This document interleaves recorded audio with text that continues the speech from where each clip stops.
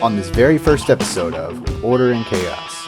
I mean, we're basically doing a test between the science and parapsychology. Oh, look how crusty that is.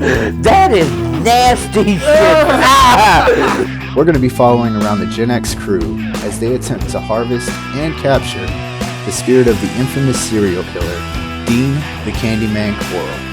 So sit back and relax as we figure out what's in the box.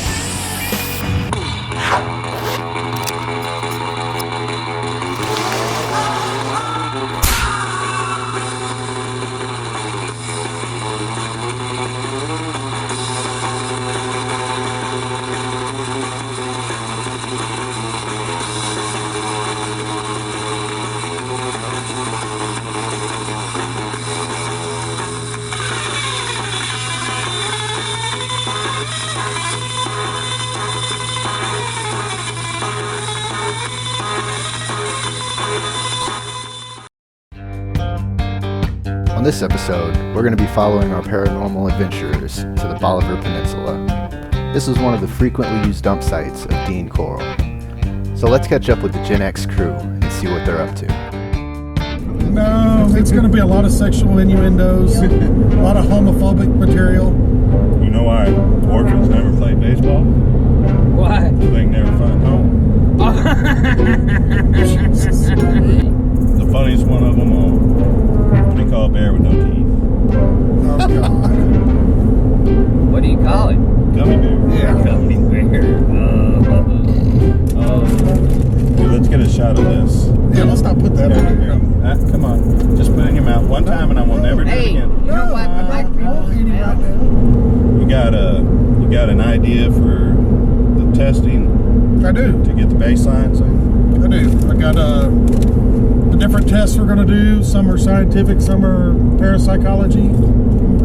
So it falls right along lines with what the three of us do. We're just going to see what the facts are, where they lie. We're not going to falsify any information or put it on any kind of hoax. The facts are what they are. You know, whatever the test concludes. It'll be interesting to find out. You know.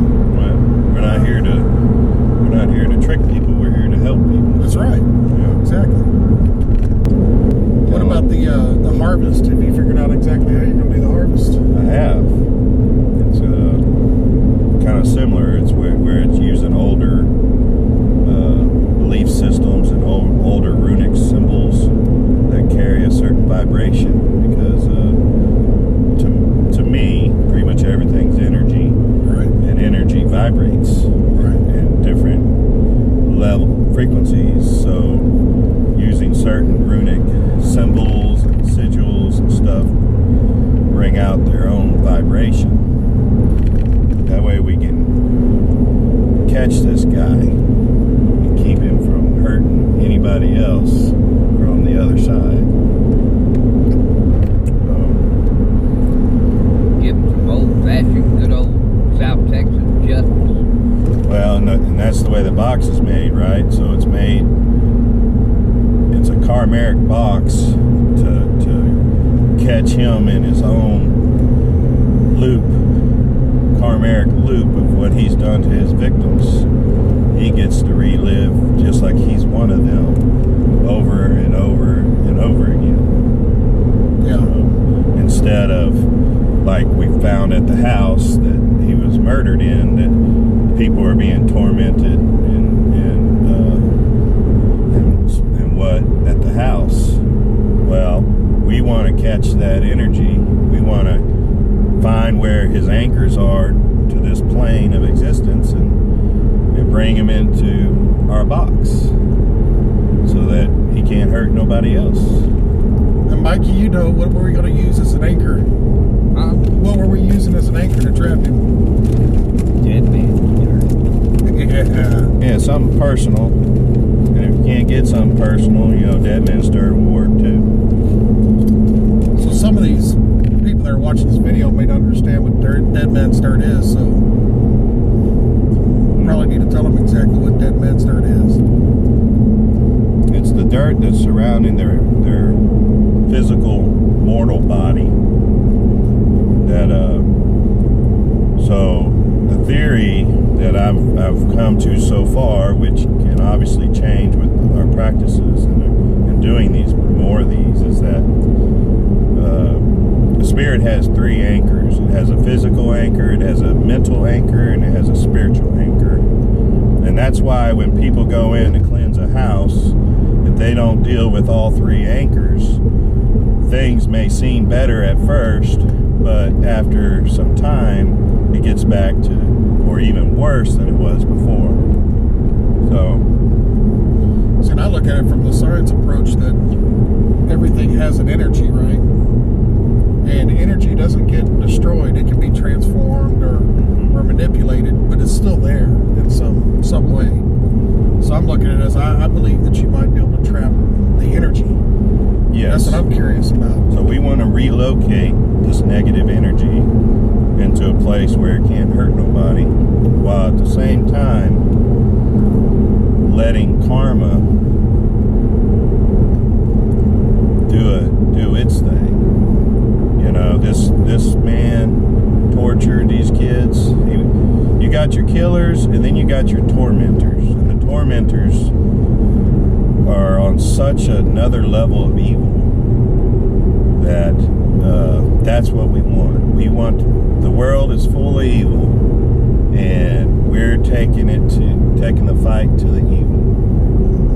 No more of this sitting on the sidelines, hoping for the best, saying prayers, and almost turning a blind eye to that stuff. So we can do that. I can sleep at night. Right. Knowing I helped somebody. Knowing we helped somebody. So once we get on site, first things first, we need to go ahead and get a hotel and check in. Once we get all that done, we're going to go ahead and run the baseline testing on the box. All right, so I mean, we're basically doing a test between the science and parapsychology to find the truth and the facts of how this box gets affected after we entrap Dean, right? Correct. I mean, I know you believe in ghosts, right? You believe in ghosts, correct? I'm not so much. I'm kind of on the fence. I need proof. Well, you're not alone. I mean, I was reading that 45% of Americans believe in ghosts. And 18% believe that they've encountered or had an experience with a ghost. So it's not that far-fetched. You know, as a lot of main media likes to lead you to believe. Okay. You know, I believe that any magic or spirituality is just technology that we don't understand yet, or the universe that we don't understand yet, the inner workings. I believe everything has an energy essence, and you guys feel somewhat along the same lines, but believe in the magic and spiritual, that it causes the energy, correct? It's all the same. You're right. The energy, magic, chi, the Tao, everything is the same. Right, so you're looking at it from the paranormal side. I'm looking at it from the science Yes, side. we want to affect the energies and imprison evil energies to help the world not have so much in it. Well, I know we got a few tests here to do. I know that you guys have some paranormal testing to do. I have some science testing to do. And we'll get our baseline so we can see exactly how the box is affected after the harvest. Okay. The first thing I think we should do is do our weight. Okay. Now, you were telling me that the weight's going to be slightly different after the harvest because can you explain that? The dead man's dirt.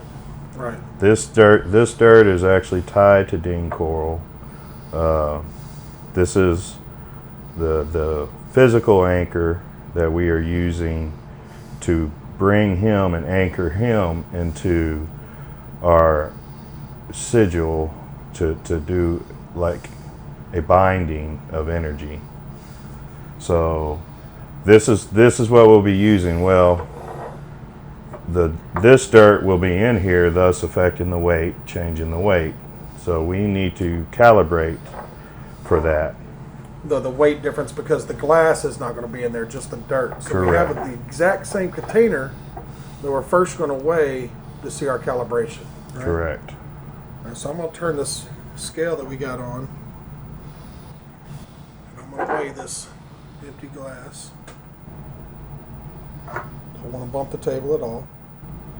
So it's falling at 4.31 pounds. So I'm going to mark that on here. Glass. 4.31 pounds. Yeah, it's grams, isn't it? No, I calibrated it to pounds. Okay. Oh, No, that's got to be ounces. yeah. What am I thinking? Oh. Got a little foo bar here with lead.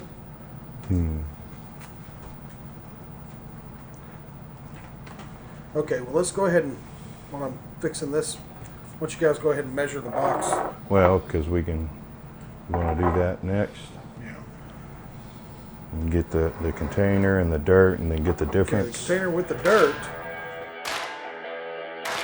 So our crew's going to keep running baseline testing everything from the weight of the box to the size to the temperature. This is just to make sure that we have a really solid baseline testing before we actually go and do the harvest.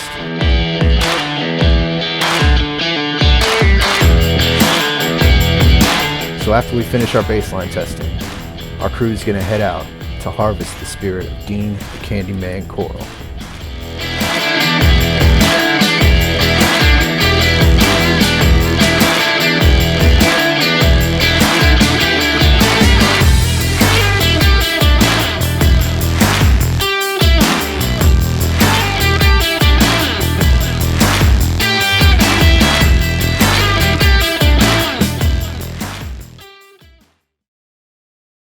So after we finish our baseline testing, our crew's gonna head out to harvest the spirit of Dean the Candyman Coral.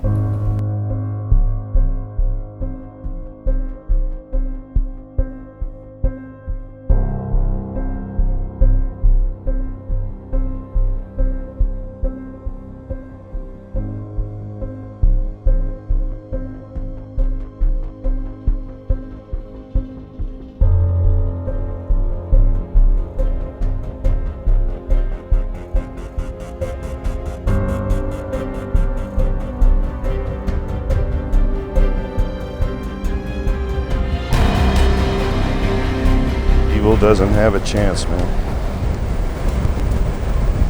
No, it doesn't.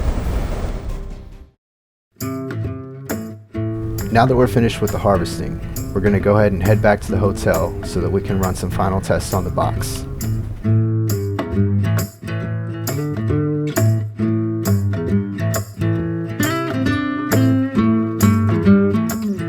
So after we finish our final testing, we're gonna go ahead and seal the box completely with wax and see how it does for the night.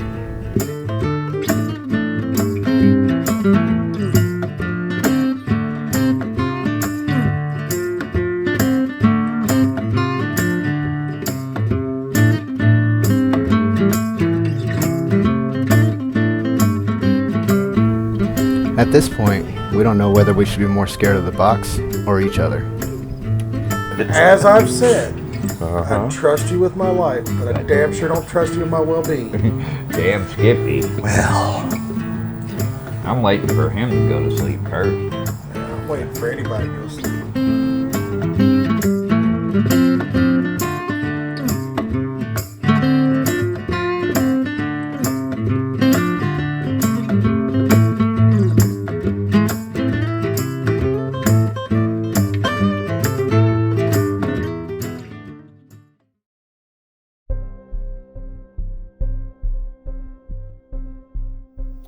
Well, guys, I guess we need to talk about what happened through the night, sleeping with the box in the room. I feel violated Do you know? by him. I fell. I would definitely say it's been a very successful hunt. So we had 3 instances of knocking on the door. I believe that it was pipes, but when I tried to test that this morning, I couldn't prove it. water pipes is what I mean by pipes. We had differences in temperature when I was using the thermometer in the middle of the night. As a matter of fact, the light bulb that was coming on was 55.7 degrees surface temperature, which was the exact same as the box. Now, the light bulb you're referring to is the one that kept coming on and off while the lamp Right. was off. Correct. And the light bulb that was staying off registered hotter at 66 degrees than the one that was going on and off. That was pretty peculiar. What about the, Mikey, what about the light, how it flipped on us? The what? How the light flipped on us and how it was working? Oh, yeah. Well, normally in my experience with fixing electrical stuff and all that, usually a switch just goes out. I've never, in a long time, and I was an apartment maintenance man, I've never in a long time, never have seen a light that was broke or a switch out where the light comes on and off. Not to mention that the light that was working yesterday on that same lamp would not come on today. But the light that was flickering on and off that did not work yesterday worked today. Now, you can say that, I get what you say, last night from the post-investigation we had a series of about 3 unexplainable events in our things, correct? About 3, I think. Yeah. The temperature, the mood stone, and what was the other one? Weight. The weight. Yeah, the weight. Yeah. And I gotta say, I'm a believer. I believe we had it last night with the weight and the temperature and the mood stone. I will say this, pre-investigation, nothing was happening in that room. Post-investigation, stuff was happening in the room with the light and messing up and the knocking and noises. And so the only variable I can think of is the box. So I'm looking at facts. I mean, is that conclusive to me that we caught him? I'm up for debate. He likes to throw out there, oh, you need to see a neon sign. Well, he's probably absolutely right. I do need to see a neon sign. But He owns it. I cannot deny the facts that was the only variable. Things did happen. I've documented and watched those things happen and tried to recreate them in a logical manner and couldn't do it. So I can't deny that. So we caught his ass. Well, it's to What's each in person. the box? It's to each person to know if they believe the science or the parapsychology. I'm gonna leave mine to undetermined at this time. There's something in the box. I didn't say we didn't. I didn't say we did. I'm not exactly sure. That's okay. Yeah. That's good enough for a skeptic. Yeah. He's a non-believer. The non-believer. So, What's in the box? so now we got to get this guy to a safe place. Yeah, if he is in there, we need to store it safely. So Huggy don't ride with no demons. in this case, I guess I'm gonna have to. It is sealed and secured. So Yeah. Would it be bad if I set it on my lap like upside down? hey, you do whatever you want to. Just don't touch it on me. I was thinking about while you were driving, just rubbing it on your shoulder a little bit. Be like, how you doing, Huggy? All right. So I guess we need to get on who we're gonna go get next, right? On it. And we can redo this story when we go get his accomplice when Hemsley dies, right? Yeah? Henley. Henley, that's right. Yeah. Or if the house opens up again, we might be able to do something. I would like to interview them to see if there were any changes after last night. Ooh, that's a very good idea. We can do that. All right, so All right, on to the next hunt. first hunt successful. Tripod go.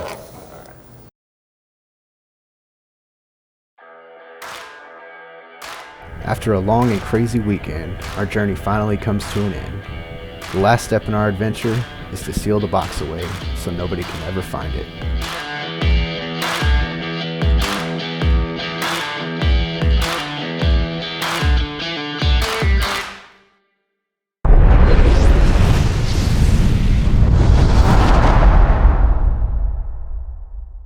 Huggy don't ride with no demons.